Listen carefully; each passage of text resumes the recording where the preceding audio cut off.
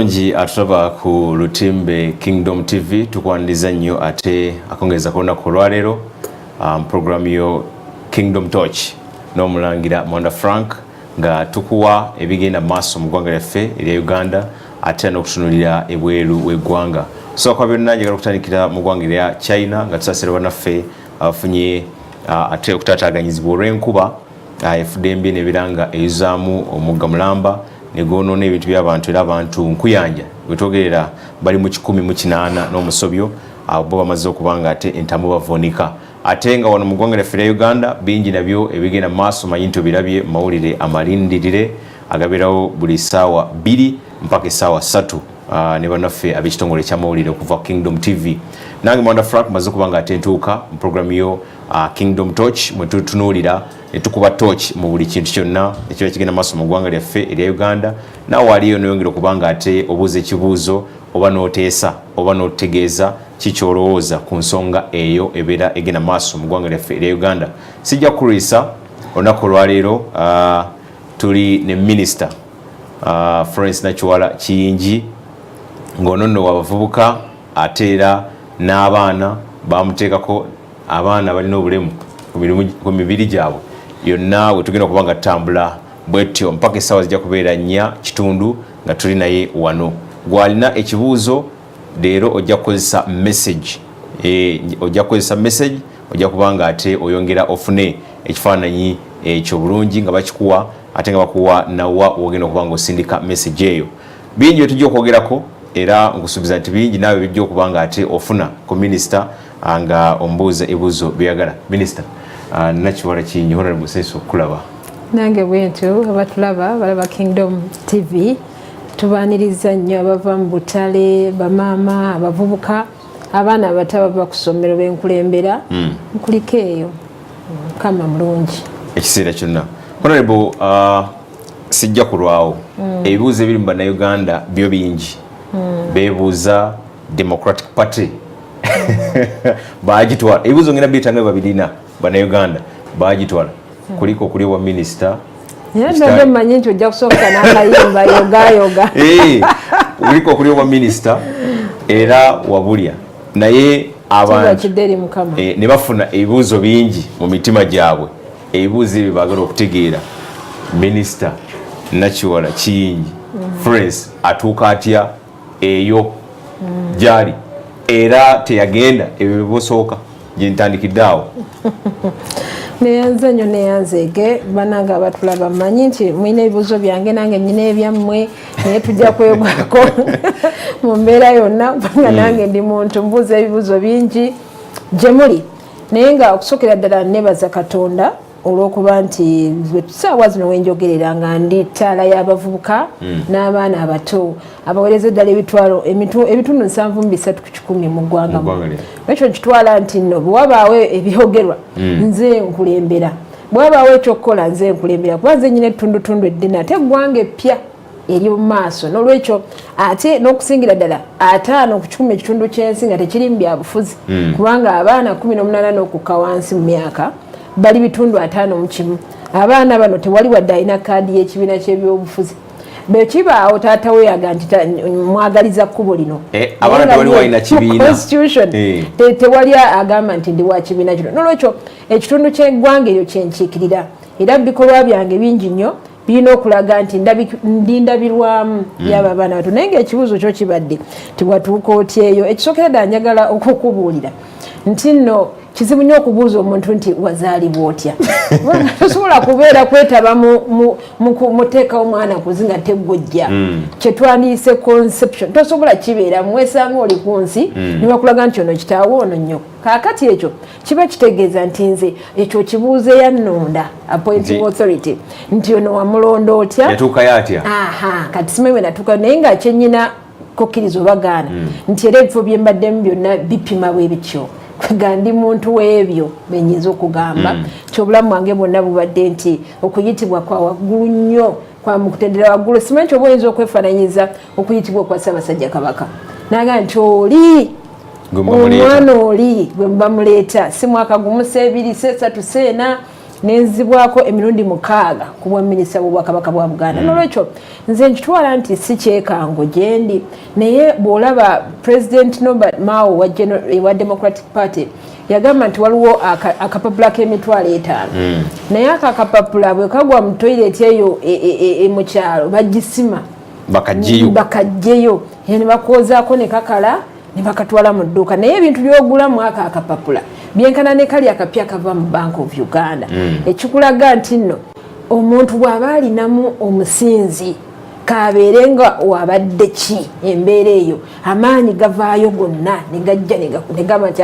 ono ye mutuufu abadde alina okukola kiri. Nolwekyo kye tukyebaliza Katonda nti ye yawanga eggulu n'ensi yatutegekera ate okusingawo, yatugamba nti wano muwabye, nti wano mukwate ekkubo lino, nti ono yajja obbatwala obbajja mu kkubo nobatuusa mu kyo. Nolwekyo ekibuuzo ekyo nkiddamu abatuuliriza bonna nti okusingira ddala Katonda ye yawa amagezi alonda, ate alonda naye n'antuukako. Oda bwetyo bwe yali. Kane ekibuuzo olina okwebaka ekyo kibuuza Katonda, Katonda n'abuuza eyalonda. Okutuuka nekituuka ku gye kirina okubeera. Okutya kuli kyaliwo mu bannansi nti Democratic Party ekutunulira etya oba opposition kubanga ebigambo bingi byafubutukayo abasinga balaga nti boti si basanyufu kale katubalabe bwe mugenda okukola katulabe bwe mugenda okukola ne gavumenti ebibuuzo ne bibeera bingi. Abo baddamu otya? Eggwanga eritali kubanga Democratic Party ekyo kyaniriza ebibuuzo bingi. Eggwanga eritalimu bigambo mulangira nkubulye nze mba nditya kubanga ndabanga eritali lya bulijjo, kubanga njagala tumanye twogera ku nnimiro ya Adam ne Eva mwali buli kirungi na buli kibala oba twogera ku nsi eyita mu bibonoobono negezaako buli kkubo lyonna. Kubanga kati wano tuyinza okugamba nti ebigambo ebyogerwa ebisuubirwa ensi yonna okubeera ng'eyogera, kubanga mulimu abanyigirizibwa n'abatanyigirizibwa. N'olwekyo amaanyi ago buli bwe gasisinkana gaba gateekwa okuleetawo embeera ereetawo, naye nga ekisinga amaloboozi ze gensinga okulya gonna agavayo gakwebaza bwebaza Katonda. N'aba Democratic Party bennyini bakikugamba bwebaza Katonda nti ensigo gye bayina mu Democratic Party yabuna ensi yonna, kati yettaala eri ku nsi yonna. Kati kankikubuulire nti gavumenti terina bwe yawukana na bibiina bya bufuzi, era kibula waliwo ne iPod babadde Entebbe mu State House. Kati gavumenti bw'ogenda mu kikolwa Kampala State Council oba n'ogenda ewalala ojja kusangamu abibiina nga ntudde nabo nga minisita nga Robert Kami atudde nabo. Ono bw'amala era bagambye nti bamaze okulonda abantu abakiise mu universities baweereza owekitiibwa Betty Kami atateekeko omukono. Bombi ba bibiina olaba nti bonna abakola mu bintu nebabe, naye nga ffena tuweereza nnyaffe ki Uganda. N'olwekyo bw'oyawula obuwayizi akawayiro n'oga nti ono minisita yaabeere mukyamu, ono ali ku tteeka wali yabeere mutundozi oba tokikoze eki, kubanga leero ntudde wano nga nkikirira gavumenti ne kansala wange wa DP gwe twalonda naye ajja kujja wange nga akikiridde gavumenti. Era byagamba tajja kugamba bya mwami we oba mwana we, era ajja kubuulira GDP akubuulire nti embalirira yabadde etya, kwegamba olulimi lwe lutwawula. Ate buli bantu we babanga tebalina mu kukkiriza Katonda era ge maloboozi agavaayo nga bwolabera Yesu bamugamba nga toyo si mwana wa Yosefu nti si mulanzi, eyo ne byayogera tebirimu, okutuuka bwe bamukomerera byonna biwuli ebyapita ne bamukomerera, naye ekituufu baakifuna luvannyuma. Nolwekyo buli wabaawo enzikiza mwe muva ekitangaala. Ensigo bw'ogisimba esooka mu nzikiza nevaamu ekitangaala. Kati eggwanga we litutuuse liba liraga omuntu ettaala n'asooka ng'enkoko bw'ogisalako obulago n'empapa naye oluvannyuma alaba naga nti banenze nali omukyamu natandika okwetonda nakwaki, naye nga nze nebaza aba Democratic Party kuba n'omwana waabwe bawulira nti ate bo nabo bandibadde bamwekomekkereza yekka. Naye olaba bakkiriza ne baga nti owange tugabane omwana abeere nga ayamba wano, ayamba abatali mwasiza, ayamba abalema, ayamba baani, ekyo ono alya n'oli alya yemmere egenda. Nolwekyo sinawulya amaloboozi ago era sinagawulirako, ne banaabanga awulidde era mmanyi President General gy'ali mu party ebyo byonna mirimu gye abikwata ffenna n'atutuuza natuga nti gwe tunano. Ate party yava 1954 bino ebintu byezeeyitamu bingi nnyo okutuuka ku ssaawa ya leero. Kyana kiwa kintu tekisobola kubeera nti kiri awo kikukunavu ate kyekireesewo embiranye ate kyekikola kya nedda gwe tulina ye muntu asobola alina embavu okwanganga ebintu ebyo byonna. Honorable sinabagenda mu ministry gyewafuna kubanga ebibuuzo nga bwe nayogedde nti bannayuganda bangi n'okutuusa olunaku olwaleero ffe gye tutambulira eyo oyinza okuba nga oli musaloni bakusala enviiri olina kugamba nti naye kakati honorable Betty Kamya n'aleeta honorable Florence Nakiwala Kiyingi abadde agamba nti ebintu bitambula mu gavumenti ebimu si birungi agenda kusigala ng'ayogera ekyo ebyo abantu bibeera mu mitima gyabwe munda muli agenda kusigala ayogera ekyo nti wano gavumenti etambudde bulungi wano etambudde bulungi kubanga bamanyi minisita abeera alondeddwa kukolera gavumenti ekibuuzo nkireesi esinagera mu ministry era ojja kunnyonnyola gavumenti yani kubanga nawe wenyini oli mu gavumenti naye kubanga gavumenti erimu ebiwayi byonna era bakugamba nti gavumenti article number 1 of the constitution nti y'abantu be bannannyiniyo kati buli woboyogera gwe kigambo gavumenti kijjawo ogambe nti nze nga mulangira n'olwekyo obufuzi bw'oba olonze nti akulire aba akola ekyo kyewamutuma akole according to democracy oba okusinziira ku democracy tekiina ngeri nti abangi abatono basongolo ne baba babbiddwa nedda naye tutwala ogamba nti kati twayita mu bululu ne kooti nekola bweti netugenda maaso kati okyo ngambye nti nno wali oyine osonga n'ogamba wano gavumenti ewabye na wano kakati ate gyogenda okukoleramu kakati njagala okikuddamu ekyo okiwulire n'abantu abatulaba bakiwulire nti nno kirungi nnyo era kyansanyusa nnyo omuntu okuba nti omulaze ekintu nti kino kikyamu n'avaayo nagaka nkitereeze kakati bwe twagamba nti abantu ebintu bisalibwawo naye abantu wansi tebabawulira abamu obukulembeze bwe buli naye abantu beebuuza service delivery bagamba nti bannange kati otusomedde sententi z'abavubuka eno wansi biriwa kati nga obusungu obwo bwe balina n'abantu bwe balina buyitira mu ffe abalina amaloboozi gaabwe kati gavumenti nekavaayo n'agamba nti tuwulidde kati katutereeze katuleete bannakiwala bemuwulira nti abo kasitawaga nti poki nakulembedde ati n'obuza nti ebudduwa kakati oyo ye yamanyi omulangira yamanyi gundi mulangira bw'aba ayina ekigere nga kimuluma oba nvuuza nga yamwe Nakiwala ajja kuba agimanyi era ajjamuga nti akuwako ekikwanso kino okole ki weetundule kakati naga nti bannange tugambe wano muga kale kakati bano kabavunanyizibwe ku kino kwekola unitary government ekitabangawo mu myaka 3 oba kyasooka mu ntandikwa nga bakava musiko naye kakati nekikomawo naga nti bannange nzize mu kkuba eddunga fe abalinako ku baana omwana oyinza olimuga nti weewagudde n'omusajja nkukolimidde naye kati omusajja bwajja naga nti nzize olunaku bwe luti tukyala ne bakyala ne banjula kanayinza omuga nti nakukolimidde kati eyo embeera gye tutambuliramu nga bannayuganda nti weebaza nnyo omuntu w'omugambako nti bannaye lwaki wali nti walinaga oke tukole ekyo kuba naye abayefiiriza kubanga abantu be bangi abayina Nakiwala oyinza okusaba abalwa namusuka bakola ki naye nga bamanyi ekigendererwa kyabwe ngera nabo bandyagadde okubeera nti be baweereza bannaabwe naye kakati agambye nti owange abantu kambalekera abantu babe be baagala abanabbe baneekwasa nti ate Nakiwala tatukoze bw'ati ate nze ombuusabuusa mu kukola tewali bannenkana bangi tebaliiyo kubanga nze tukufu ne ofisi zibeeramu nze mbeera mu bantu wansi abantu bonna be bandaba amazzi gateeka ate kati akatambi katandika butandisi kyova olaba nti nno nze ayogera mba amaanyi era olaba bonna bebagira bati bagamba nti oyo omukazi bw'olaba avuddeyo omanya kubanga era yabaga nti nja bano nambatwale mu nsi Yeruzalemu kwegamba wateekwa okubawo ekiseera Katonda wajjukirira ensi ye tosobola kubeera nga abantu babonaabonani kuba amaanyi g'obuntu gabaako we gakoma bagezaako buli omu alonze Nakiwala Kiyingi ate bebala nga tebabitegere kakati Katonda naga nti kati mukindekere ekisigaddeyo ate kambuuka ebyo byonna eby'obululu ntekewo embeera efaanana bweti ambasada wange wano Kimbowa Martin tababulira atambula naffe omulungi atuloba ku Kingdom TV twongera okwebaza program Kingdom Torch era obeera oyongera okutegeera ebigenda maaso mu ggwanga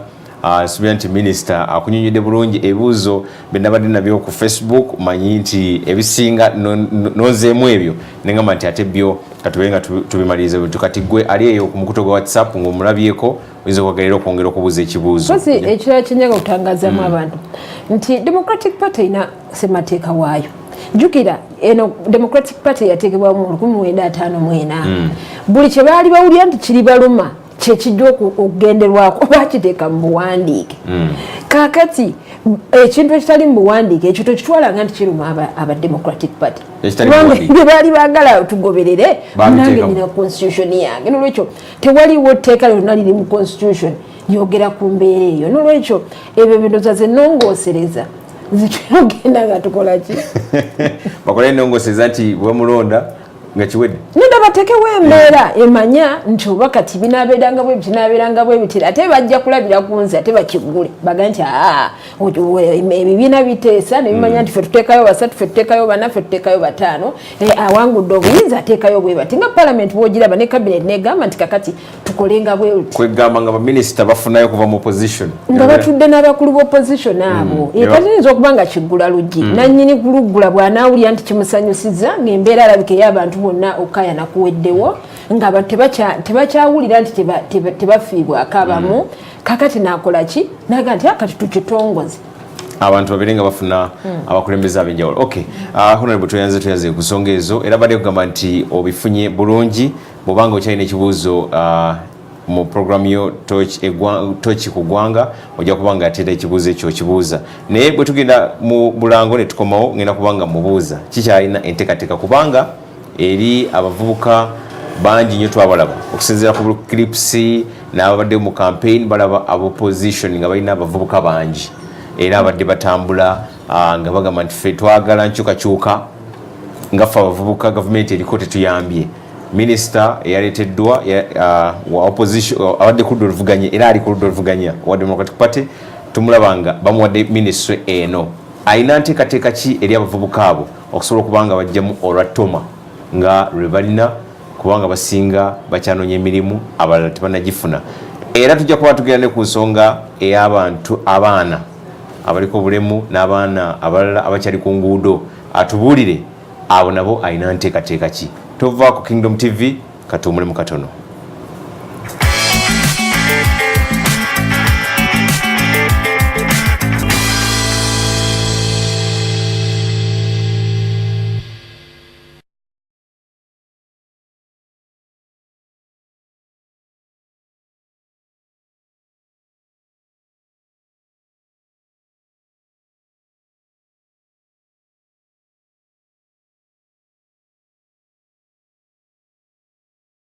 Where's my money? Iwe nkokoroka. Nalutogo tio. Mtabani, Iragaya. Hatumbayano. We have to save, okay? We have to save. Ate chikomye chiri omumpare chinkurebe cyo. Chihem. Yabari. Asena. Wande badanyira kureba. Aha. Hatumbaye chikomya. Mbaye chikomini chabanyo chene. Ochiene. Aza tambuzabuza. Nyabara we chirete. Iwe, at Kurene Bank, manya, they give you interest on your saving. Saving is easier than you think. Eshkatota ya zakegahar.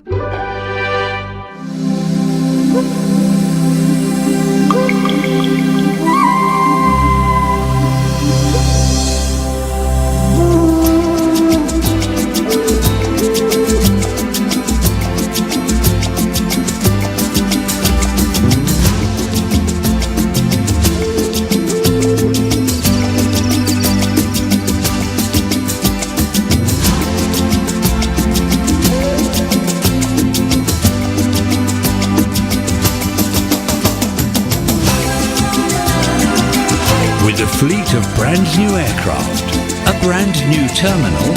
spacious lounges, world-class service and warm African hospitality, Kenya Airways is now more than ever the pride of Africa.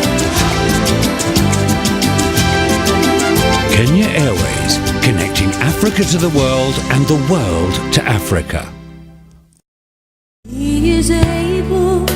Wetaaga amakago mulembe wano ku God is Able Home of Curtains ne God is Able House of Textile tulina curtains mu bika byonna omuli curtains ne nettings, rails ne pipes, tie back holders, rings ne hooks, bed covers ne tablecloth, chair backs, cushions ne school uniforms mu bika byonna. Tutunga n'emisono gy'engoye mu bika byonna.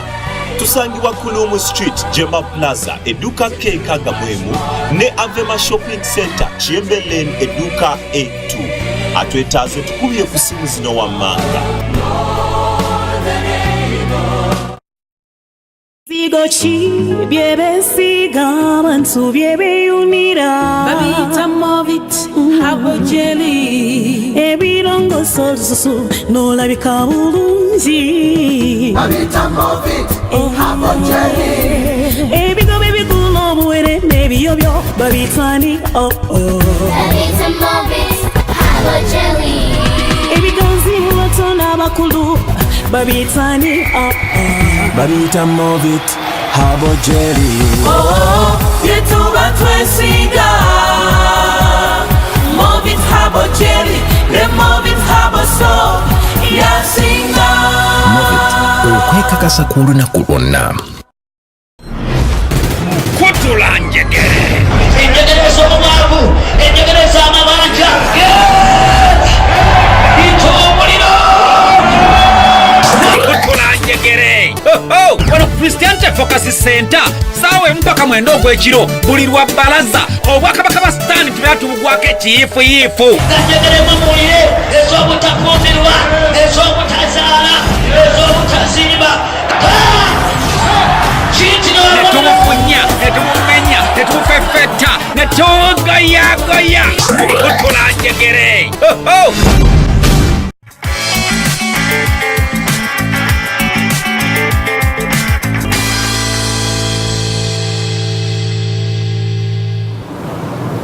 tukulisa nnyo mu kuwumula okwo webali kwekumira ku Kingdom TV okyali mu program Torch ku ggwanga era nga omutesiti Satero omwanyizi wenze omulangira Monda Frank nine Minister Friends Nakiwala Kiyingi owabavubuka ate n'abaana wetugende mulango nga mulekedde ekibuuzo nti abavubuka basinga bwe twali tubalaba ku ntimbe n'abali mu campaigns ez'enjawulo balabika nga baludda luvuganya ekintu kiyinza kijjawo era nga bayina ensonga zaabwe zibaga nti gavumenti ebaddeko erina byetabakoledde minisita ayina nteekateeka ki gyetwagala okuwulira noluvanyuma tujagenda ku nsonga y'abaana abali ku nguudo webale nnyo mulangira webalire ddala ekisooka nze okwawukanako oba n'abantu abalala nti nyina enkofiira nnyingi nyina amatabi mangi kati ne gavumenti etuukawo ekoma kizibu nnyo okugenda nti ogenze mu gavumenti otandika okugenda ng'otikkulayo buli kintu ekigenda okukukosa buli muntu ekyokulabirako emirimu gya public service gyonna ng'ogimazeyo buli kifo nga kijjudde emirimu emitwalo 4 egy'emirimu naye oyinza okumanya nti bayuuthi bokka balinga miliyoni na miliyoni z'abavubuka kati ne bwogamba nti gavumenti buli ruumu ya public service ngikubemu ekituli nteekewo desiki 3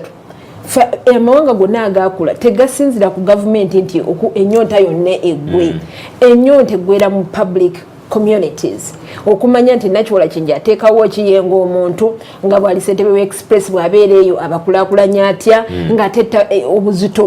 obuzito bwonna tabuwagise ku ki ku gavumenti awe tukolera ensobi kubanga nze obulamu bwange bwonna buyise mu bintu ebyokutandikawo ebintu netandika bodaboda netukola tutya ng'ebintu ebyo byonna gwewabula gavumenti nokiga nti wano bwe tukolamu n'abavubuka bajja kuba bakola ki bakola kino nakiri n'olwekyo enjawulo eriwo y'omuntu asobola okugaziya empenda n'ayambako gavumenti okukkakkanya ebbuguma kubanga kyojja kugamba abantu nti temuzaala era babaga nti nno obupiira ne bagaana obukozesa simanyi mwe abali wano mu studio mukikola mutya naye nga abantu baagaana okwekomako okukola ki okuzaala kati ne mubaleka kati baba bazaala n'eddiini yange nze gye nsoma etugamba kuzaala kwala kakati muwali kati mu mbeera nga Uganda yemu kubasinza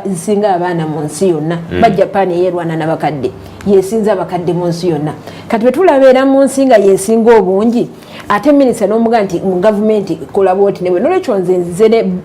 n'amagezi gange kugaziya mpenda kuleeta obukugu bwange bwe nnina n'ensa gundi zange zonna ze nnina okulaba nti no abantu buli omu abeera nga ekisinga okukaayanya abantu si muntu nti oba AKLM yakulembedde naye kiki ye munnayuganda ali mu nsalo za wano kyafuniramu eddembe nti nange ndi munnayuganda ayambiddwa atya kubanga otukebulaya ng'olaba nti nno omuntu abeera ne bamuwa oluzaalibwa nga bamuwaayo ka allowance nti buli mwaka bw'oba December ojja kufunangayo 3,000 n'omunnayuganda bw'ava eno n'agenda n'amaliza ebiwandiiko bye batandika omuteera obusente ku akawunti ate nga mugwira n'olwekyo omuntu bulijjo okwagala eggwanga lye ate okukubaako kyatuuka okwenyumirizaamu nti bannaye benvaako ewaka ngendako Kingdom FM n'enkola naye nga si kwebaka webasi kati abantu bewalabanga lyeddoboozi lyavangayo nga baga nti singa bino bwe biti ne biti bikolwako ffe tetulina buzibu kuba twatuuka n'ekiseera ekyaliwo nga tetulondangako ffe okulonda kwatandika juzi twalinga tetulonda nekyobola Idi Amin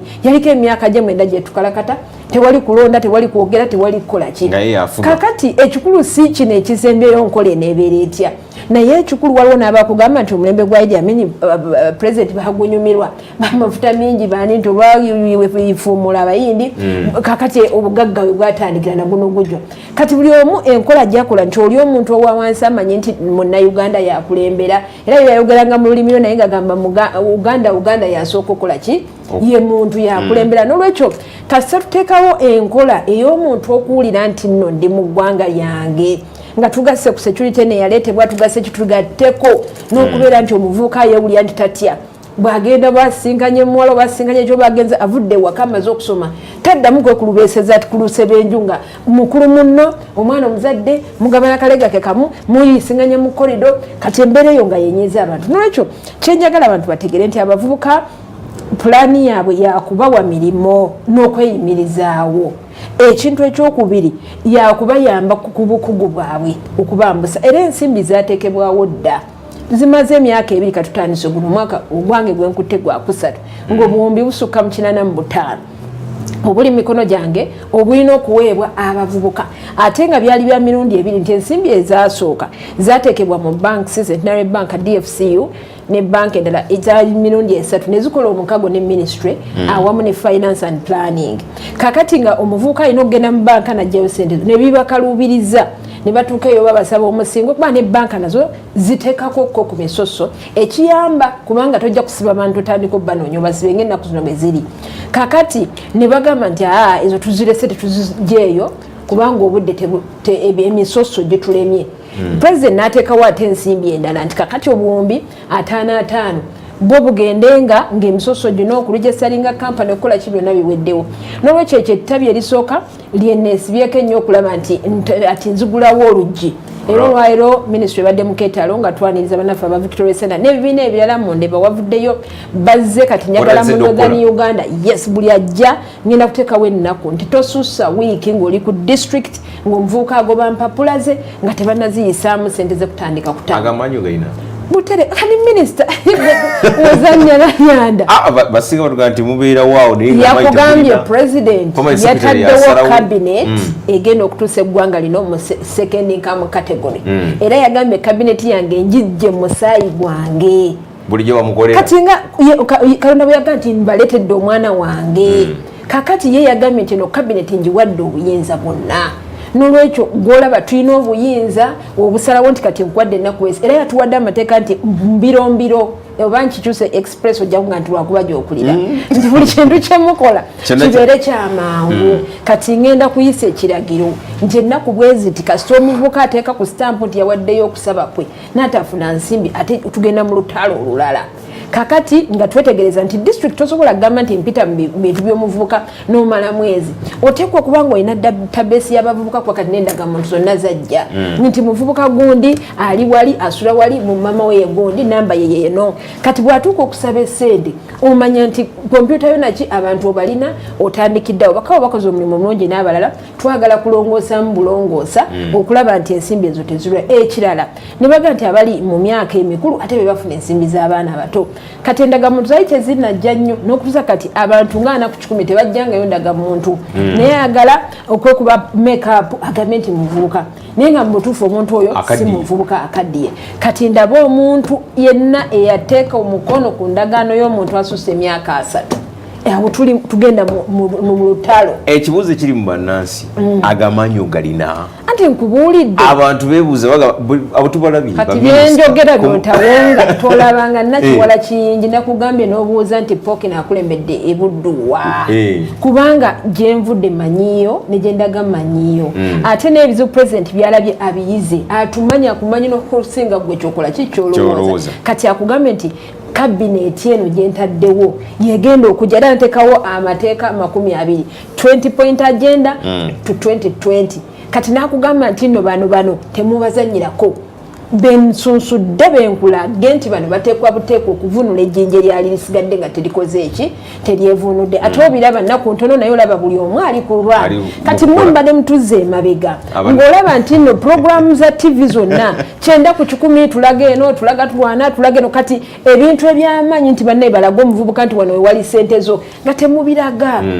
kati omuntu alinda onzuukusa nga okwekalakasa kutuuse mbirabe onzuukusa kino kati obwongo bw'omuntu ne butandika okukyogenda ku street enkeera ne kutamanya nti agenda wali ujjewo ssente bwezityo zeeyambise kubanga naawe oli munnayuganda wadde nga toli mu kibiina ekikulembera ebibiina birala ne gavumenti endala singa kyali nti gavumenti ebeera ya bukulembeze bandi bali bateekawo etteeka teri ataba mwenaalemu alina kugenda mu bukulembeze naye ekintu kigamba nti omuntu aweereza atya mu constitution aweereza ng'alondeddwa president aweereza ng'alondeddwa abantu aweereza ng'akiikirira byonna biri clear n'olwekyo ate todde eno n'oga nti ate ono yazza atya oba tomanyi constitution n'olwekyo kati njagala okubuulira nti tozanyisa cabinet kati eriko balina obuyinza okukola ebintu ebigenda okutwala government mu next generation kakati abavubuka obbawa ensimbi n'okubatumbula mu bitone byabwe nga twesigamya nnyo ku bavubuka abalwadde twesigamya ku bavubuka abakulembera zi famire otuuka omuvuka wa myaka 21 naye nga yakulira famire y'abantu 12 nzirambudde zonna ennaku zino ntambula okukamala njagala kulaba watya wentandikira okulaba nti abantu beesiima wetali minisita wa office sikimanyidde kutambulira mu butaala sikimanyi bwe bakikola kati abavubuka ababanywa enjaga abaliko bino abaliko biri abeetamu edda mu bulamu bwabwe abavubuka nga baliko we basomye naye nga tebalina mirimu bavaayo omuvubuka owokutaano ng'alina ka bizinesi ke yakasoma yakategeera naye nga ketaaga ssente muno abaokyamanda abaweldinga abasimba bino nga yeetaga bwetazi ntandikwa aziteekemu abo nze mbamanyi nnyo okuba ne mu bwakabaka bwa Buganda nalina database ng'ejjudde ate nga si yawe Uganda wanayo kubanga osiga nti omuganda yabeera mu Buganda nga nina abantu bonna bava northern bava bonna mbalina bwana wandika abantu ba myaka 10 kati nyina kwentandikira era kyobula nti emirimu gyatandise dda ku ministry ate nga biwunya nti bano babapya bavuddewa bazze na nakiwala kiyingi n'olwekyo ekyo ky'abavubuka nga tukitadde okwo abavubuka mbakubiriza n'essimu yange kweri na wano wennyini waliwo ambasada wange ajja babuulira nze ndi muntu wa wabweru siri muntu wa office sikimanyi bwe bakikola abantu bakutie bagamba kati bwe yafuse minister polisi yakubuuza kakati ategolagala kiwandiika erinnya li wano terimu ate naddala minister n'abalabika kati oyo sitaani kubanga buli kaseera bw'obeera ng'olengera ekipya nga sitaani ajja kwekiikamu kakati gw'ojja okulaba nze nkugambye nti essimu yange eno nkubira ate ng'oga nti era minisita mutya kati minisita omulaba obadde naye nga muli enkejje enjokerere kakati ate lwaki Katonda amukuwadde nti wuno yasalawo akaso yakayina aye talikuga nti mutya kati oyo sitaani ate wano mu wansi basabira abantu tuyazege minister Florence Nakiwala Kingi bobo ine kibuuzo enamba kweri eya WhatsApp kogenda okubanga obuliza ekibuuzo kyo kyonna kyagala okubanga obuuza minister tetujja kukwata masimu kibuuzo kise ku simu eya WhatsApp eri ku lutimbero gyoli mu kwetegereza obulungi ya MTN koboyita oberenga obuuza ekibuuzo minister abaana bali kukyali ku nguudo tulabye nga omulimu guno babasomba ne babazaayo ne bakomawo ne babasomba ne babajjawo ne bakomawo ogenda bajjako leero ogenda bakola otya kuba oli minisita w'abaana n'abavubuka mu ggwanga lyonna kuba abantu basinga bayizuka we Kampala oyo ne waggwanga lyonna balinyose bwe bali eddala kakati abaana ekigambo ekitufuga buli tulowooza ku baana kwe kubatangira okugwa mu bubi mu lulimi olunabuddu tukiyita protection buli bw'oyogera ku kintu mwana oteekawo n'ekigambo protection kati ekintu ky'omwana kyonna ng'onookiyogerako sooka olowooze ku muzadde yazaala omwana oyo kubanga ensobi ziba mu lubuto zitandikira mu mwana oyo nga tannakola ki era omwana n'abeera ku luguudo embeera etandikira mu lubuto n'omwana oyo n'afuna eyo kemiko egenda omuwa nattulayo emuteke ku lukuba n'ab'oku luguudo nyabba kubulya nti waliwo abajja obuzibu naku nga bava waka nga bo mulimu gwabe kati nga tolowooza nti omwana oyo wakasasiro omwana project eri waka bubakera ne bafuluma ne bagenda abalala bajja mu bikungo byakulamaga kukola ki naye kati mu lubuto muno abakyala tebawuliriza baami baabwe era tebabawa kitiibwa. Ekyo n'ogamba nti eyo early childhood development ennaku ezo n'olukumi ezisooka wadde omwana omuzadde giba mifu n'omwana bw'onoobeera naye waka kubanga taata ono talina mikisa gyawadde mu famire omwo, tawulira bulungi, tawa amagezi ne gatwalibwa, tayisibwa ng'omuntu kati ate nga yandibadde akumakuma ne muba nga famire eno ng'evaayo nabadde eyo ng'ongenze nange kuwuga w'omulamu omanyi okuwumulamu wekiri kusenda kati nensanga maama atudde wali taata ali mu mazzi asitudde abaana ku bibegabega yabayambako okuwuga kuba ebigere kati ebintu ebyo abaami tebagala bikola kuba abakyala tebabawa kitiibwa era mu kampeni mwonna mwe nali nga mbagamba nti omwami ku nsi kuno lyekkubo ge mazima era bwe bulamu kasita osooka okutereeza omwami oyo n'awulira nti n'embeera ze zituukiridde n'embeera z'amaka olwo we watandika okutereeza abaana mu maka kati bwe tuba tukivuddeko ekyo enda y'abakyala bali embuto n'ebirala byonna bikola kino kati bw'ozaalira omwana ono n'omusindikira nakiwala kiyingi ng'omaze okukola kafunkunaali ono yenna oba omaze omumutandikiza mu 60 ng'omwana oyo mutabufu kati bw'omala omutabula gavumenti n'egamba nti era kale tetujja kukoowa n'eteekawo buli embeera za mirundi 5 tulina receiving centers oba amaka agafuna abo abalalu n'abantu abali mu mbeera nga Nagulu wawawa ago gonna amaka ga gavumenti ewali abaana abatali 10 abatali 12 era nga ministry yafeeyo eno gyendimu ewa emmere buli lunaku kyemisana n'ekyeggulo n'ekyayineme abaana abo abafunibwa kumpi buli lunaku okuva mu mbeera ez'enjawulo era ne mama Janet Museveni naye akiteeka mu programu eyo okujjawo abo abantu kuba lubajjawo ng'oli ava mu mbeera ewali embi musenyi nga azaawo omulala gwe yakazaala kati ng'era abakyala balaba mu koona omwana olusenda biramu n'omuwa akasende nga maama avaayo nga akamugyako ng'omwana yeyongerayo ku mmotoka ejjako kati ga mateeka galaga eŋŋendako okuteeka nti omuzadde bakulabe oba oli mu mmotoka yo osenda birwamu ojja ekinusu mu kadashboard wekiwa omwana ovuga weeyongerayo tujja kukukwata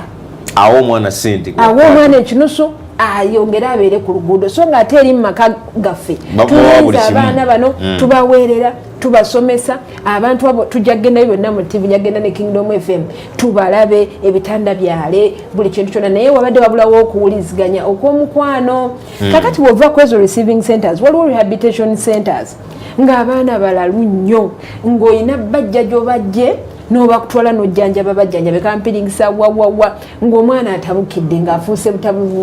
kutabuka butabusi oba bukulalu oba babalumbye ne babakuba eyo yonna rehabilitation center nnyingi nnyo nazo ziringa 7 zonna ziri ku baana bato ne wabaawo remand centers ng'oyo alaluse nga mwezi wa misango ng'alina kuteekebwa mu kakomera akatonotono akatali luzirawa mwaliwo abaana nga ye bwakulakulamu ati myaka 16 ayagala kulaba bannyina ate abambule abalingiza mirabiro nga banaaba ng'omwana otuzo asobola muleka waka kuba kati abaana bazaalibwa n'obulwadde kati ng'omuntu oyo abazadde bajja ne bakugamba nti ate taata ayagala kutema omwana oyo ng'olina omujjawo n'olaba engeri gye kati waliwo ezimu nga ziri mandi kugenda kiboko yawe kyafu kulaba nti omwana oyo adda mu kkubo eddungamu ne wabaawo treatment centers holding centers zonna weeziri ministry ekkakana erina amaka mangi nnyo naye nga tulina kutegeeragana ky'omwana oyo abeera yeta kuba omwana yeetaaga omukwano gw'omuzadde lyeddagala erisooka kati waliwo amateeka agenda article 54 agakulaga nti omwana muzadde we amulaba atya nga mumugyeko mutadde mu remand muzadde we aweerezaayo kaki muzadde we awandiika amabaluwa omwana n'agasoma kati ne mugezaako ate okuteekawo enkolagana wakati w'omwana n'omuzadde naye nga ebyabaana waliwo n'abali mu masomero nga tulina projects nyingi nnyo waliwo UNICEF waliwo abajjanjaba abaana ababawa obuyambi abaana baliko obulemu ku mibiri na vice president yansindise omukiikirira ku lunaku lwabwe olw'omwaka gwonna lwabadde ku MTN Arena n'osanga nti abaana abo weewunya ebitongole ebivuddeyo okubeera nti no by'omwaka ku mwaka bibeera n'omwana gw'olaba ntasobola kuyimirira ng'olina musitula obulamu bwe bwonna ng'ekuba bizibu bingi nnyo ebiri mu baana bano olwekyo nga tetunatunulira bano abeekalakasa navuga tunulira omwana oyo atayimirira tunulira omwana w'emyaka 10 ali mu pampa tunulira omwana omuwala atandise okugenda mu nsonga libikiga omwana oyina mubeera mu pampa buli kaseera tasobola kugamba mbeera gy'alimu tayogera tawulira ate ng'oli single father gw'olina okubeera ng'okola ebyo nolwekyo mwagale nnyo twagale nnyo naddala abantu bana Katonda be yatuteerawo ng'ekikemu ng'ekibuuzo nti bw'oba gw'oli bulungi oli omwana omutunuulidde otya gw'oli ku street ogamba ti whatsapp bazigadde naye kati oli atayogera akulukuta omukulukusi ati yagamba ati kwanza gye nakulira famire yaffe erimu abaana 12 naye nga we twakulira tewaliwo wadde oluguudo lwa kolas wadde amasanyalaze naye nga famire erimu abantu ba phd nga 3 kakati tamaka si kwe kusoma amasanyalaze si kwe kubeera obulungi olina okuzimba success naye ozimba value tozimba success kubanga bw'obeerawo mpitemu mu kalulu bwemmala mpitemu mu kirasi bwemmala mpitemu ku bwagundi ojja okutuuka nga tolina value n'olwekyo twagala okuddayo okugamba nti byonna nga biganye enjuba ng'emaze okugenda gyeriira ebiwata waliwo olutabaalo lw'okuwoza eri omwana w'eggwanga. Okay, subira nti ensonga muzinyonyese bulungi minisita nga azijjayo njagadde mu ekiseera abire nga azibawa bulungi okusinziira ku bantu ebibuuzo mujja mubeera nabyo. Tugenda kuwumulamu katono naye nga nagambye nti gwe alina ekibuuzo kyo omukutu twakuteddeko ku lutimbe ogwa whatsapp osobola okubanga oyita nobeera nga obuuza ekibuuzo kyo. Mwesige ekibuuzo nkirabye ate era ne munnaffe ekibuuzo naawe nkirabye ngenda kubanga nkomawo ne minisita abire nga addamu ebibuuzo ebyo oluvannyuma lw'obulango buno butono nnyo katukomewo tovaawo. This is Kingdom TV.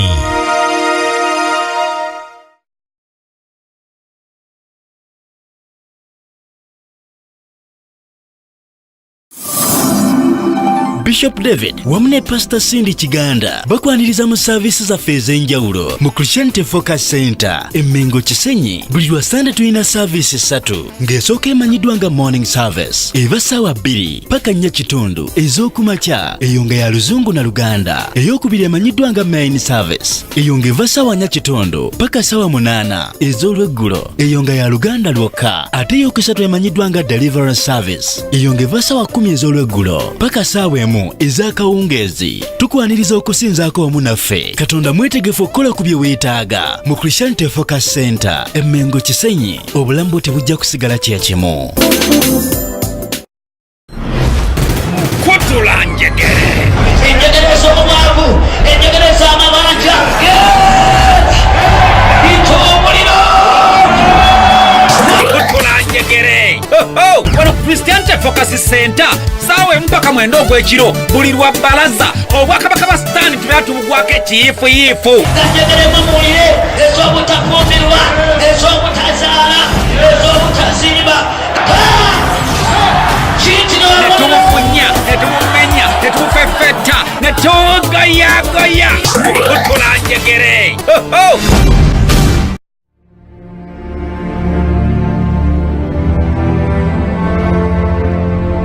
Okukola ekirungi tekitegeeza nti ffe twasookawo. Baaliwo nga tutandika ne batwetegereza nga tutambula ne tubayitako nga balaba kati we twatuuka wala olw'okuyitibwa okwali ku ffe okw'obwa Katonda. Olugendo lwe twatandika n'ekigere ekimu lututuusiza mu biro by'okwolesebwa kwaffe.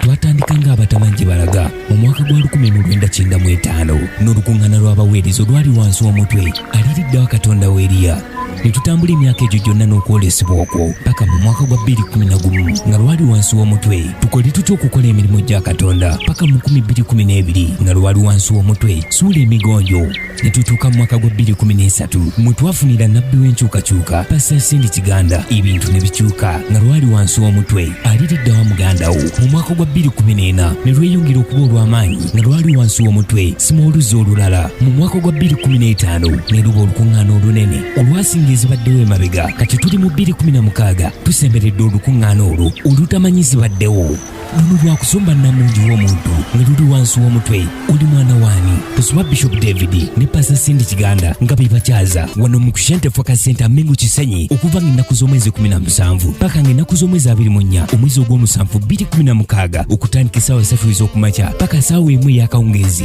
wano ku Christian Focus Center Emmengo Kisenyi nga biwagiddwa Kingdom FM ewamu ne Kingdom TV.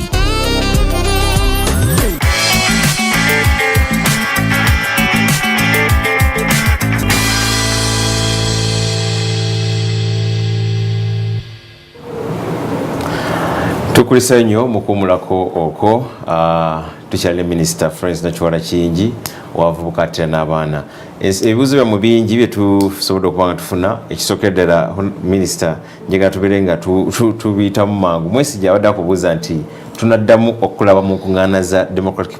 Democratic Party oba ogenda kubeera nga muziko kasi eza NRM na nkuŋŋaana za NRM tunaddamu okulaba mu ZDP. Kibuzo kiriwo kya Mwesijja. Mwesijja neyanzeege ekikulu kyolina okusooka okwejjamu lwe lulimi olutya kubanga ate nze simanyidde basajja batya nze manyidde abakyala bandibadde batiitira naye munange simanyidde ddala naye kikakasa nti oli musajja kakati ekisookera ddala nti bwoba ogoberera nze ne wiiki eri nali ku kitebe kya DP ng'emizira givuga era baali basanyufu ne bagamba ffe twali tetumanya abapoliisi bajjanga wano kututwala kati bajja kutulabirira tukuuma kati watwala poliisi ku kitebe era wembera abawo kakati nowesanga nti buli 24 era mba n'olukiiko lwange ku kitebe olw'abavubuka nga nziza okunona abavubuka abaliko obulemu ku mubiri kubatwala kubafunira sente nziza okulaba abatalina mirimu genda kukonkona ku MTN begayira nti banayimba nawe kubanga amakampuni kati tandisa okugawandiika nga buuze nti olina abavubuka bameka bootadde muno mu kampuni yo kati byonna tebyetaaga gavumenti byonna byetaaga kubeera nga bunakuokeera n'otambula n'ogenda n'onoonyeza abavubuka ekyokulya kakati bwe mma nkola ekyo ate tombuuza nti ate owa DP omututu otya mu MTN okujjawo nga n'essimu tajagala naye agijjeko nti ya MTN olwekyo ekyo kye tulina okusooka okukola ki okwejjamu n'ekyo mwami Mwesige jangu nga 24 ojja kusanga nkubiriza nkiiko ku kitebe nze ndi memba wa NEC n'owa Democratic Party era okimanyi bulungi n'olwekyo nkutumidde nnyo. Owekitiibwa omuntu omu asobola okufuna mu nsimbi zino ez'abavubuka kubanze nunambizi naye mpangisa wenundira Joyce n'alya kamba teyitire mangu nnyo mu busoso bw'ensimbi zino. Ensimbi twatandise ensimbi buli munnayuganda ali wakati w'emyaka 18 n'emyaka 30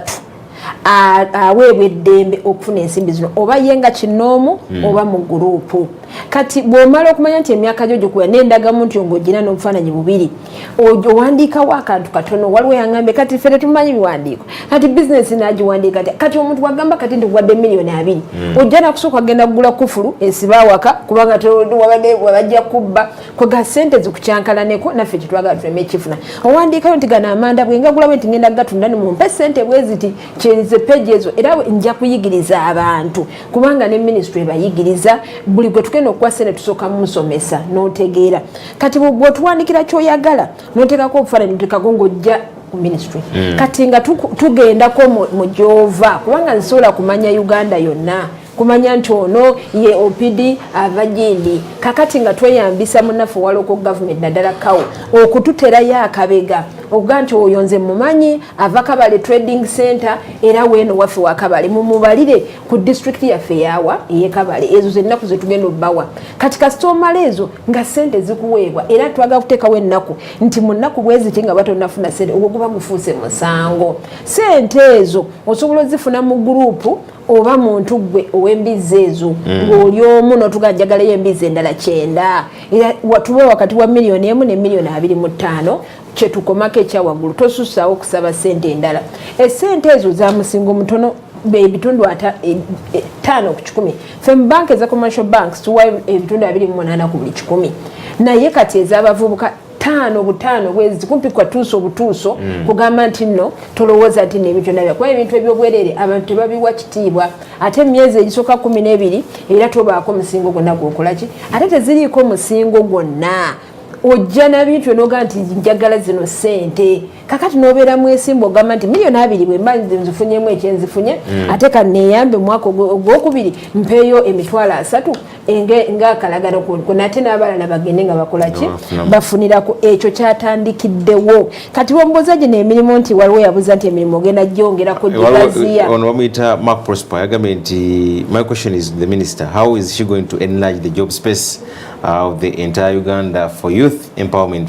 Let her be clear and systematic to explain to us. Webale nnyo era abantu balowooza nti emirimu mitono kubanga mu Bible badira omugaati gumu ne bagabira abantu 15 agaba ye yaliko obuzibu kakati Pastor Kiganda ajja kukugamba nti nno omulimu mu Bible bagunyonyola batya what is the biblical meaning of a job omulimu mu Bible bagwogerako ng'ekintu kitawo kye yakolanga ne jjajjaawo kati ffe twawa abakyolo abayindi n'abaki bo batambula mwana ku mwana ba mukwano baani bakubuuza mukwano ono naye nga mukwano wa 14 agakaani ono agakaani wa 19 tewali taye wa muntu wa jjajjaawo yali talina mulimu na lusuku na nyumba okupangisa kwatandika myaka 3 emabega tekwaliwo era nga gundi mupangisa tete yagudde dda lwapangisa ki kakati ebintu twajja tubiwabya ng'oli bw'alima omuyita musiru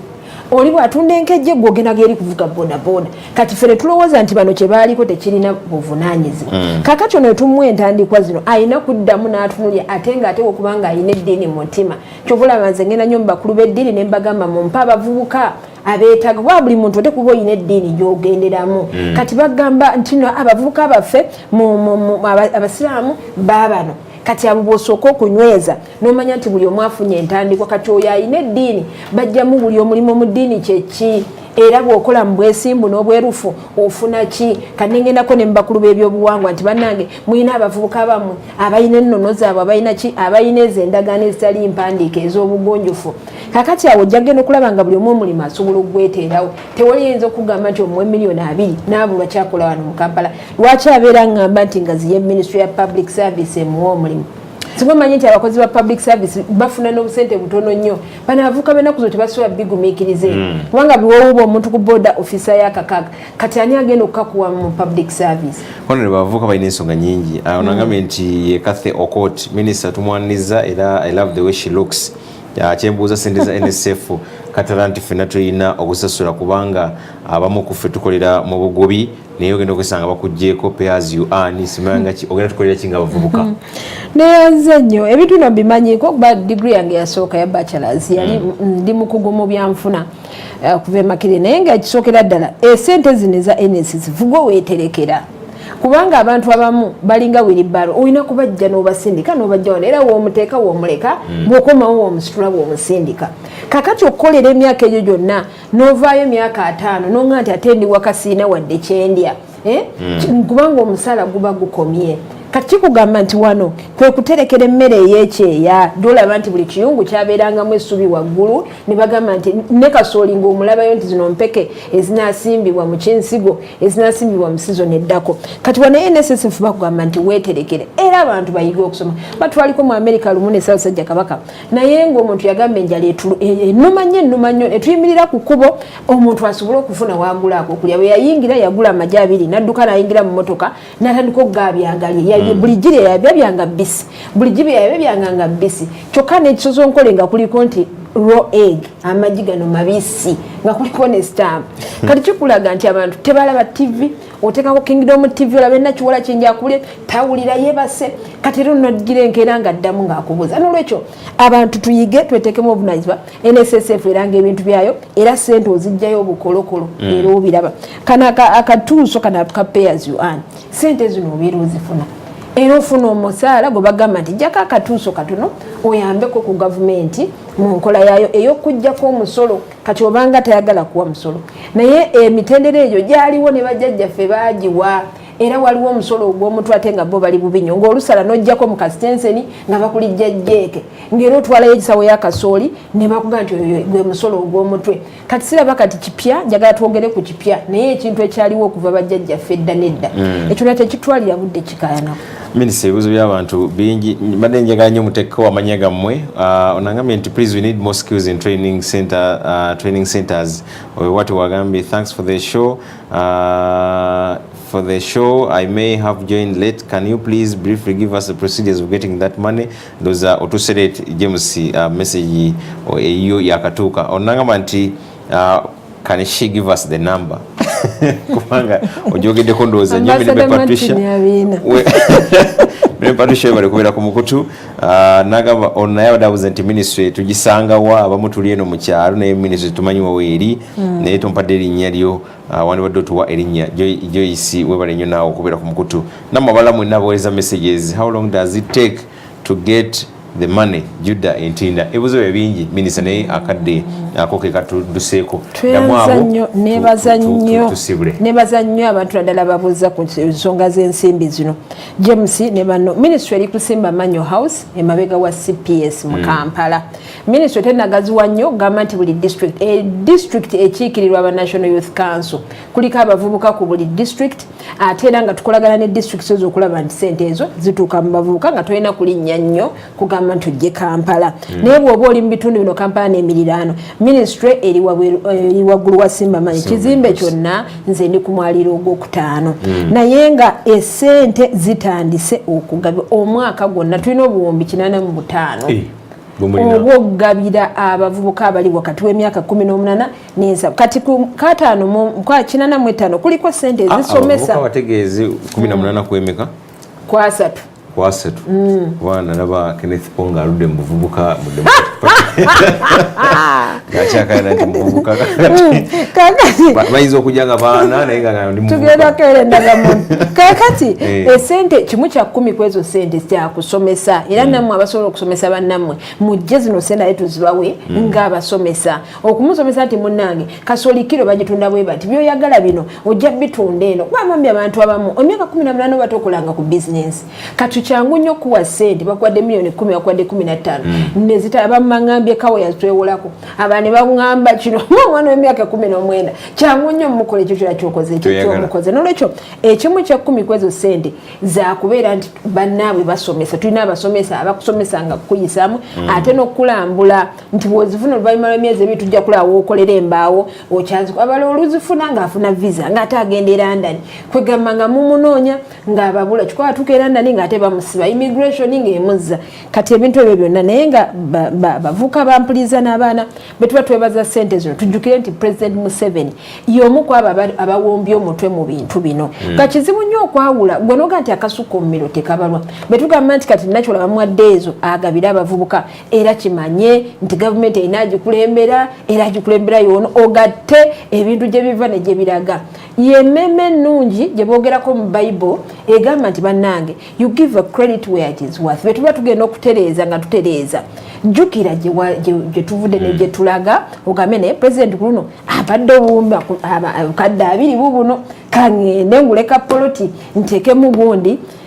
ate olemekoza nakiwa kingi yazikuwadde wano bwetuyaza sibulira abantu bano kubanga kadde katudduseeko twakusibula pastor Kiganda Bishop Kiganda mwanyinaze ennyo ate njagala ennyo mbanaye nkutumidde nnyo mukwano webale kire ekifo wendi singa wandigenze naye okiraba nti kyawufunye ku studios endala zonna banaye mwena abali eyo funako obudulambule olambuleko bulambuzi ku Kingdom TV kyokka kijja kutwala mu maaso ng'abavubuka tuyazege abatulaba era abadde batambula naffe mu programu eno Kingdom Torch tukwebaza nnyo bansabye ku simu endabawo esimu 0706 511 031 abatuuliriza enamba eyo eriwo okulaba nti nno amangu ddala ng'oyagala minisita enamba eyo buli muvubuka jangu abaana abato mujje gyendi Ssaabasajja Kabaka wangaala omulungi tulaba ku Kingdom TV tukwebaza webale nnyo okubeera mu program Kingdom Torch era webale nnyo mwena ababuze ebibuzo byammwe betaze mutofaayo agenda kutambula nabyo kubanga twafunye messages nolwekyo ajja kubanga atambula nabyo ajja kwongera okubyetegereza ate abeere nga akuddamu n'essimu gyakuwadde era naye sobola kubanga ogyeyambisa twagala okwebaza bacameramen mwenna baproducer aba programu eno Martin Kimbo wawe bali kubeerayo mwenna abakoze enteekateeka n'effumu y'omusonda ne tumutumidde nnyo mwebale nnyo okubeera ku mukutu guno ogwa Kingdom TV nze Mwanda Frank kumata 10 mpeera tuddingane nate musube bulungi mweraba